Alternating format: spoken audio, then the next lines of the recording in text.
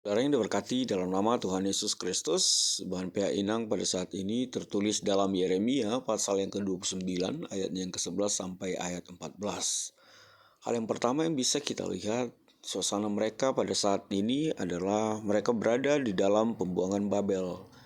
Memang berada di dalam pembuangan pastilah bukan sesuatu yang mengenakan di dalam kehidupan mereka. Pastilah suasana ini sangat menyakitkan, suasana ini sangatlah mengerikan. Tapi lihatlah apa yang dikatakan oleh Tuhan di ayat yang ke-11 itu, bahwa kita diajak, bangsa Israel diajak untuk memahami bahwa segala sesuatu yang terjadi di dalam kehidupan mereka itu semua adalah bahagian dari Tuhan menghukum mereka atas kesalahan mereka yang meninggalkan Tuhan di dalam perjalanan hidup mereka, padahal mereka adalah bangsa pilihan Tuhan. Tetapi lihatlah bahwa Tuhan menyadarkan mereka melalui ayat ke-11 bahwa Tuhan tahu apa rancangan, apa yang terbaik dalam kehidupan mereka. Tuhan mau katakan bahwa Tuhan mau bentuk mereka sebagaimana yang Tuhan mau terjadi atas setiap mereka. Hal yang kedua bisa kita lihat adalah kita adalah anak Tuhan. Maka yakinilah apapun yang terjadi dalam hidup kita, asalkan kita berada di dalam jalan Tuhan, maka itu akan membawa kebaikan kepada kita. Ingatlah apa yang dikatakan Roma 8 ayat 28 itu. Kalau kita berada di dalam keadaan yang tidak mengenakan, berada di dalam situasi yang mengerikan, percayalah, berjalanlah bersama Tuhan. Lalu apa yang berikut?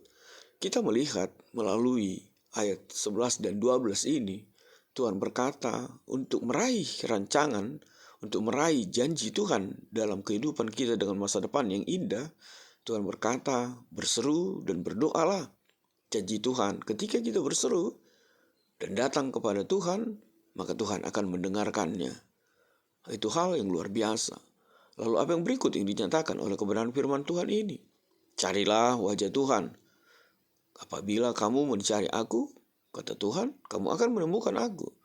Apabila kamu menanyakan aku dengan segenap hati, maka kita akan menemukan Tuhan. Mungkin masalah demi masalah selalu datang kepada kita. Mulai dari masalah yang ringan hingga masalah yang terberat. Tapi percayalah, dengan datangnya masalah tersebut, Tuhan selalu ada. Tuhan akan pegang tangan kita. Dan Tuhan tidak akan pernah memberikan kita mengalami kebuntuan menjalani hari-hari kehidupan kita. Tuhan akan memberikan ketenangan, damai sejahtera, sukacita, kekuatan baru, pemulihan dan hikmat yang baru untuk menyelesaikan masalah yang sedang kita hadapi. Yang terakhir yang mau dinyatakan di dalam firman Tuhan ini, seperti apa yang dikatakan ayat yang ke-14 itu. Apa itu? Tuhan berjanji, aku akan mengembalikan kamu ke tempat yang dari mana aku telah membuang kamu. Benar, mereka saat ini menderita di bawah pemerintahan bangsa Babel. Mereka menjadi budak. Tapi janji Tuhan yang begitu luar biasa, mereka akan dikembalikan ke daerah asal mereka. Artinya apa?